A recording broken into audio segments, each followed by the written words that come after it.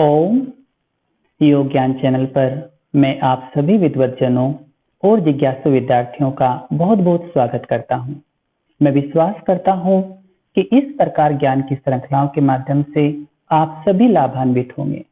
हम इस श्रृंखला के माध्यम से योग पाठ्यक्रम के महत्वपूर्ण बिंदुओं, महत्वपूर्ण प्रश्न पत्रों पर इसी प्रकार डिस्कशन और इसी प्रकार अध्ययन करेंगे। और हमारे आज के इस सत्र का एक बहुत महत्वपूर्ण विषय है जिसके अंतर्गत हम योग में अनुसंधान प्रविधियों, रिसर्च मेथोडोलॉजी इन योगा, इस विषय के विषय में अध्ययन करेंगे। इस विषय को जानने और समझने का प्रयास करेंगे। इससे पहले कि मैं विषय को आरंभ करूं, विषय को आगे लेकर चलूं, मैं यहां से आपको समझाना चाहता हूं, वर्तमान समय में ये विषय आपके लिए बहुत महत्वपूर्ण है, क्योंकि वर्तमान समय को, आधुनिक युग को विज्ञान का युग कहा जाता है। और विज्ञान क्या है? विज्ञान की परिभाषा आती है, विज्ञान को परिभाषित किया जाता है ऐसा क्रमबद्ध और सुव्यवस्थित ज्ञान जिसे प्रयोग के आधार पर सिद्ध किया जा सके, उसे विज्ञान की संज्ञा दी जाती है। और वर्तमान समय का पूरा युग विज्ञान के साथ जुड़ा हुआ है। आप सभी ने बहुत बार ये सेंटेंस सुना होगा, ये वाक्य सुना होगा, मैं केवल वैज्ञानिक तथ्यों पर ही विश्वास करता हूं। और विज्ञान क्या है? जिसे हम प्रयोग के आधार पर वेरीफाई कर सकें, सिद्ध कर सकें, उस व्यवस्थित ज्ञान को विज्ञान की संज्ञा दी जाती है। और विज्ञान का ही एक बहुत महत्वपूर्ण शाखा है जिसे हम कहते हैं अनुसंधान। अनुसंधान, रिसर्च, जिसे हम शोध कार्य कहते हैं। और ये अनुसंधान, ये रिसर्च योग के क्षेत्र में बहुत आवश्यक और बहुत अनिवार्य है। क्यों? क्योंकि योगिक क्रियाओं के प्रभाव का अध्ययन करने के लिए, उसे प्रमाणित करने के लिए उसको अनुसंधान के साथ जोड़ना बहुत आवश्यक होता है। और यहां से योग पाठ्यक्रम में भी आगे बढ़ने के लिए, शोध कार्य में आगे जाने के लिए आपको इस विषय को जानना और समझना बहुत आवश्यक होता है। यहीं से ही हम अपने विषय को, अपने पाठ्यक्रम को प्रारंभ करते हैं। और हमारे आज के सत्र का एक पाठ्यक्रम है, बहुत महत्वपूर्ण बिंदु है, अनुसंधान के अर्थ को जानना, अनुसंधान के स्वरूप को समझना। विषय का आरंभ करते हैं अनुसंधान के अर्थ के साथ। मेरे सम्मानित साथियों, इस विषय का आरंभ होता है शाब्दिक अर्थ के साथ। शाब्दिक अर्थ क्या होता है? अणु और संधान। अनुसंधान भी दो शब्दों से मिलकर बना, अणु और संधान। अणु का अर्थ होता है सूक्ष्मतापूर्वक, गहराई से, सूक्ष्मतापूर्वक अथवा गहराई से। और संधान का अर्थ होता है खोज करना। अर्थात अनुसंधान क्या है?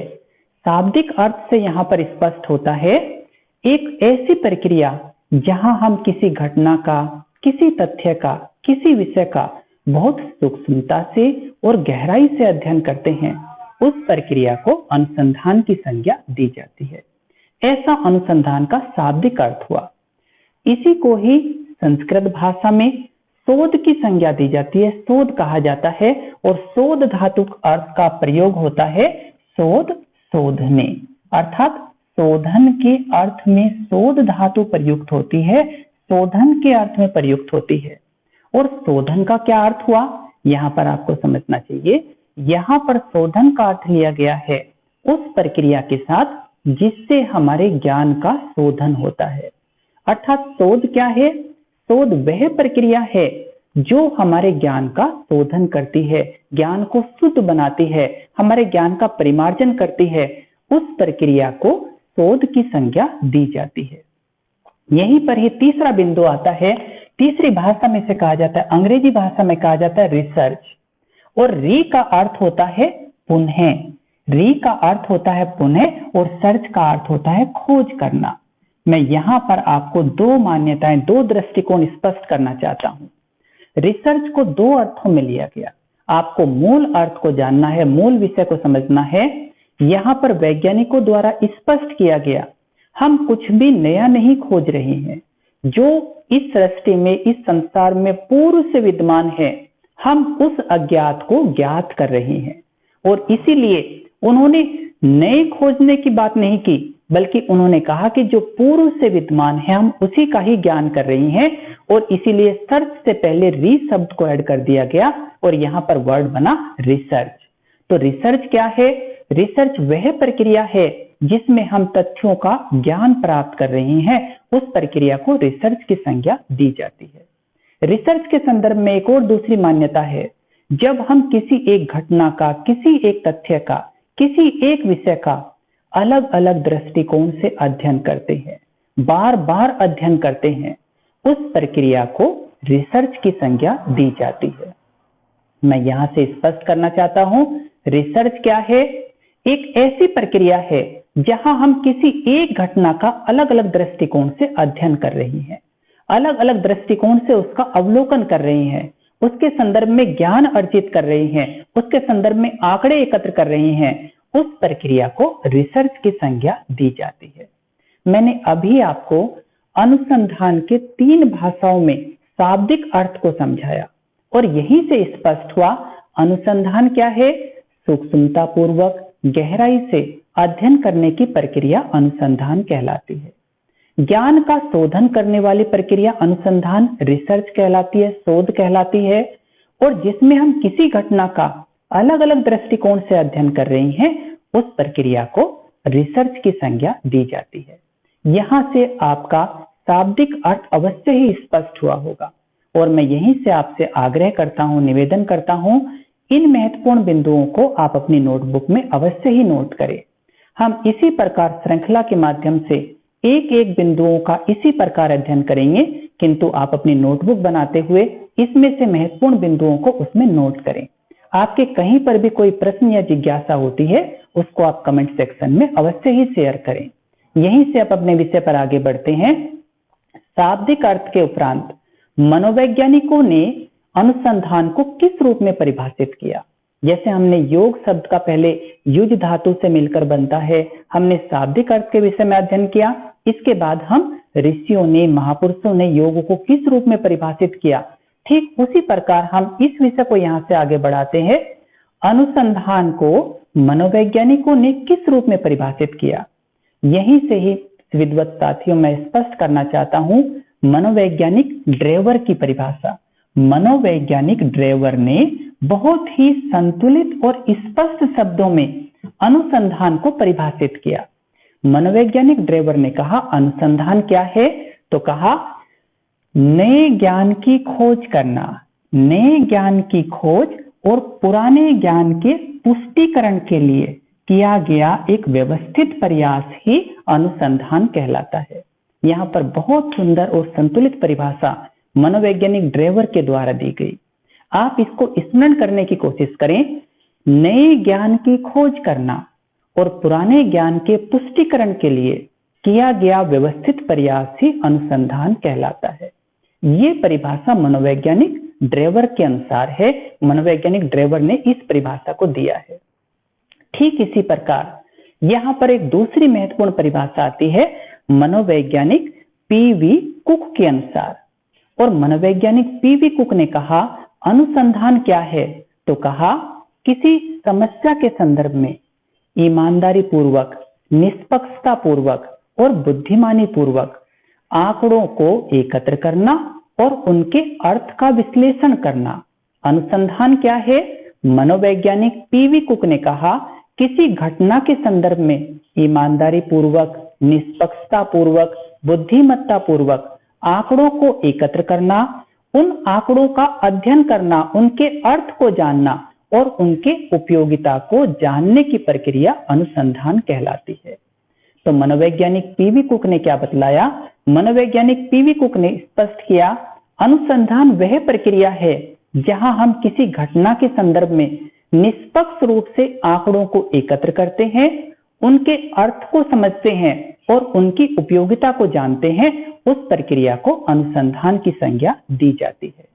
मैं यहीं से स्पष्ट करना चाहता हूं, विषय को हम जितना स्पष्ट करके समझेंगे, जितना व्यवहारिक रूप में समझेंगे, उतना हमारा अधिगम स्थायी होगा, उतना हम उस विषय को अच्छी प्रकार समझ पाएंगे। और यहीं पर तीसरी महत्वपूर्ण परिभाषा आती है, जो आती है मनोवैज्ञानिक कर्लिंगर के अनुसार। मनोवैज्ञानिक कर्लिंगर मनोविज्ञान के क्षेत्र में एक प्रसिद्ध मनोवैज्ञानिक हुए और मनोवैज्ञानिक कर्लिंगर ने अनुसंधान को स्पष्ट करते हुए कहा अनुसंधान क्या है? तो कहा घटनाओं का क्रमबद्ध अध्ययन है, घटनाओं का नियंत्रित अध्ययन है, जो उस घटना के संदर्भ में कल्पित संबंधों के सिद्धांत की व्याख्या करता है। मनोवैज्ञानिक कर्लिंगर ने कहा, किसी घटना के संबंध में क्रमबद्ध अध्ययन करना, किसी घटना के संदर्भ में आनुभविक अध्ययन करना, नियंत्रित रूप से अध्ययन करना, जो उस घटना के संबंधों को स्पष्ट करता है। मैं इसको एक उदाहरण के साथ में स्पष्ट करना चाहता हूं, जैसे मंडूक आसन और मधुमेह के मंडूक आसन और मधुमेह रोग के संबंध को जानने के लिए हमें अनुसंधान की आवश्यकता होती है। यहीं पर ही अगर हम कर्लिंगर के रूप में इसको देखें तो यहीं पर स्पष्ट होता है कि जो दो चरों के मध्य संबंध को स्पष्ट करता है, उस प्रक्रिया को अनुसंधान की संज्ञा दी जाती है। मैंने आपको यहां से 3 परिभाषाओं के विषय में बताया। पहली परिभाषा यहां पर 3 परिभाषाओं के विषय में मैंने यहां से आपको स्पष्ट किया। पहला यहां पर आता है मनोवैज्ञानिक ड्रेवर के अनुसार, इसके उपरांत मैंने मनोवैज्ञानिक पीवी कुक के अनुसार, और यहीं पर मैंने अनुसंधान की परिभाषा को स्पष्ट किया मनोवैज्ञानिक कर्लिंगर के अनुसार। यही से ही अनुसंधान के विषय में आता है, अनुसंधान का क्या स्वरूप होता है, अनुसंधान के स्वरूप को स्पष्ट करें, अनुसंधान की प्रकृति को समझाएं और अनुसंधान की क्या नेचर होती है, उसकी क्या प्रॉपर्टी होती है, उसकी क्या विशेषता होती है। हमें अब यहाँ पर इन महत्वपूर्ण बिंदुओं के विषय में अध्ययन करना है। जैसा कि मैंने आपको पूर्व में ही स्पष्ट किया, अनुसंधान एक क्रमबद्ध अध्ययन होता है। अनुसंधान का सबसे पहला स्वरूप हुआ, अनुसंधान की सबसे पहली विशेषता हुई और बहुत स्पष्ट रूप में हुई। अनुसंधान की सबसे पहली विशेषता, अनुसंधान एक क्रमबद्ध अध्ययन होता है। अनुसंधान एक सिस्टमैटिक स्टडी होती है जिसमें क्रमबद्धता का गुण पाया जाता है। क्रमबद्ध क्या है? अर्थात पहले समस्या का चयन करना, फिर परिकल्पना का चयन करना, इसके उपरांत अपने डिजाइन को तैयार करना। अनुसंधान सदैव एक क्रमबद्ध अध्ययन होता है। यहीं पर दूसरा महत्वपूर्ण बिंदु आता है, अनुसंधान की दूसरी विशेषता आती है, अनुसंधान रिसर्च सदैव आंकड़ों पर आधारित होता है, बेस्ड ऑन डाटा। अनुसंधान सदैव आंकड़ों पर आधारित होता है, अर्थात इसके संदर्भ में हमारे पास में आंकड़े उपलब्ध होते हैं। हमें इस विषय को समझना है, अनुसंधान का स्वरूप क्या है। हमने सबसे पहला बिंदु स्पष्ट किया, अनुसंधान सदैव एक क्रमबद्ध अध्ययन होता है। हमने यहीं पर दूसरा बिंदु स्पष्ट किया, अनुसंधान क्या है? अनुसंधान सदैव आंकड़ों पर आधारित होता है। अनुसंधान के मूल में, अनुसंधान के आधार पर आंकड़े रहते हैं। और यहीं पर इसकी तीसरी विशेषता आती है, अनुसंधान में विश्वसनीयता और प्रामाणिकता का गुण पाया जाता है। अनुसंधान विश्वसनीय होता है और प्रामाणिक होता है। ये विश्वसनीय क्यों होता है? इसमें विश्वसनीयता का गुण कहां से आया? क्योंकि हमारे पास अनुसंधान से संबंधित आंकड़े उपलब्ध होते हैं, अतः अनुसंधान में विश्वसनीयता का गुण पाया जाता है। और अनुसंधान इंपेरिकल होता है, आनुभविक होता है, शोधकर्ता के द्वारा प्रमाणित किया जाता है। तो अनुसंधान का स्वरूप हुआ, अनुसंधान सदैव प्रमाणित होता है और विश्वसनीयता का गुण रखता है। और यहीं पर इसका चौथी विशेषता आती है, इसका फोर्थ बिंदु आता है, इसका फोर्थ इसकी नेचर आती है, प्रकृति आती है। ये अज्ञानता को, अंधविश्वास को, अनुसंधान क्या है? अज्ञानता को, अंधविश्वास को दूर करता है और इसके साथ साथ हमारे ज्ञान को परिपक्व करता है, ज्ञान को पुष्ट करता है और हमारे ज्ञान में वृद्धि करता है। अनुसंधान की 4 प्रमुख विशेषताएं होती हैं। अनुसंधान की 4 प्रकृति होती है। अनुसंधान की सबसे पहली प्रकृति होती है, ये एक क्रमबद्ध अध्ययन होता है। अनुसंधान की दूसरी विशेषता होती है, ये आंकड़ों पर आधारित होता है। अनुसंधान की तीसरी विशेषता होती है, ये विश्वसनीयता और प्रामाणिकता का गुण रखता है। और अनुसंधान का फोर्थ महत्वपूर्ण बिंदु आता है, अनुसंधान के द्वारा भ्रांतियों का, अज्ञानता का निवारण किया जाता है और ज्ञान का शोधन किया जाता है, ज्ञान को शुद्ध बनाया जाता है, ज्ञान को परिपक्व बनाया जाता है। इस प्रकार अनुसंधान इन 4 महत्वपूर्ण विशेषताओं से युक्त होता है। मेरे सम्मानित विद्वज्जनों, मैंने आज के इस सत्र के अंतर्गत मूल रूप से आपको अनुसंधान के अर्थ के विषय में, अनुसंधान की 3 प्रमुख परिभाषाओं के विषय में और अनुसंधान के स्वरूप के विषय में स्पष्ट किया। मुझे पूर्ण विश्वास है ये विषय अवश्य ही आपका स्पष्ट हुआ होगा, और इसको ही यदि आपका ये विषय स्पष्ट हुआ है तो आप इसी प्रकार अगली कक्षा के माध्यम से, अगले सत्र के माध्यम से हम अपने विषय को यहाँ से अगला जो महत्वपूर्ण बिंदु होगा उसको हम अगली कक्षा में स्पष्ट करेंगे।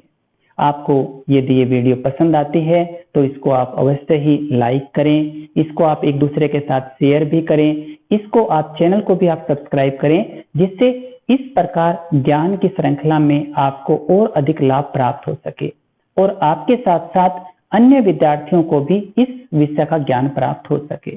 मैं आप सभी विद्यार्थियों को, मैं आप सभी विद्वज्जनों को अपने साथ जुड़ने के लिए बहुत बहुत धन्यवाद देता हूं।